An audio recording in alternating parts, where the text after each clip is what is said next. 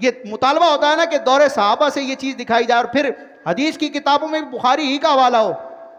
امام بخاری کو تقریباً 6 لاکھ حدیثیں یاد تھیں، اور ان میں سے آپ نے مخصوص مضامین پر مخصوص احادیث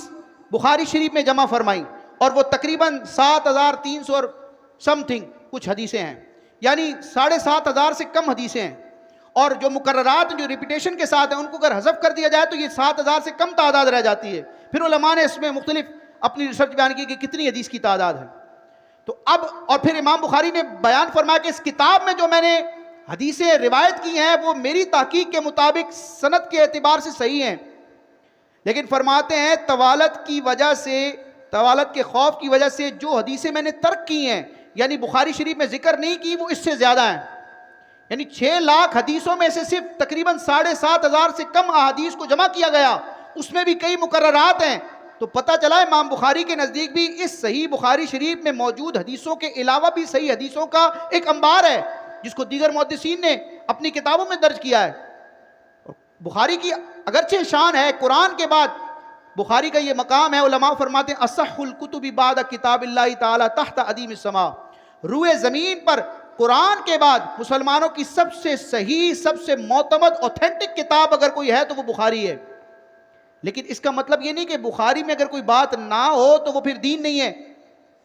ورنہ تقریباً 4000 کے قریب، اور ایک تحقیق کے مطابق اگر مقررات اور تعلیقات کو حذف کیا جائے تو تقریباً 2500 کے قریب، 2600 کے قریب تقریباً حدیثیں بچتی ہیں۔ تو کیا پورے دین کا مدار ان حدیثوں پر ہے؟ ان بخاری کی حدیثوں میں بھی کئی تو فضائل سے متعلق ہیں، دیگر مضامین پر مشتمل ہے۔ دین کے کتنے ایسے مسئلے ہیں جن کا ثبوت ہے، جن کو ہم دین کا مسئلہ سمجھ کر مانتے عمل کرتے ہیں، لیکن بظاہر بخاری میں ان کا ذکر نہیں ہے، تو کیا ان کی نفی ہو جائے گی؟ تو یہ ایک غلط کانسیپٹ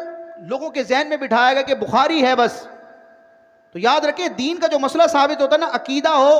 عمل ہو، کوئی بھی مسئلہ ہو، اس کے بنیادی ریسورسز 4 ہیں: قرآن، حدیث۔ حدیث کو حضور نے عام رکھا ہے، بخاری کی قید نہیں لگائی۔ حدیث جو بھی حضور کا فرمان صحیح سند سے آ رہا ہے وہ دین ہے، وہ حضور کا فرمان ہے، وہ شریعت ہے۔ قرآن، حدیث، اجماع اور قیاس۔ اور کوئی یہ رٹ لگائے کہ بھئی حدیث صحیح دکھاؤ اور بخاری صحیح دکھاؤ، تو گویا کہ وہ اپنے زبان حال سے یہ بتا رہا ہے کہ میں بخاری کے نیچے کسی کو نہیں مانتا، اور یہ بہت بڑی گمراہی کی علامت ہے کہ بخاری ہی کا مطالبہ کر کے اسی پر اصرار کیا جائے، بخاری کے علاوہ کسی حدیث کی کتاب کو نہ مانا جائے، اور قرآن و حدیث سے بڑھ کر آگے جو قرآن و حدیث سے ہی ثابت ہونے والے 2 دلائل ہیں، اجماع اور قیاس، اس کی نفی کر دی جائے معاذ اللہ۔ تو یہ گمراہی کی گویا کہ ابتدا ہوتی ہے، یہاں سے اللہ پاک ہمیں محفوظ رکھے۔ تو مطالبے ہوتے ہیں کہ بخاری سے دکھاؤ، بخاری سے دکھانا ضروری نہیں تھا، حدیث کی کسی بھی مستند کتاب سے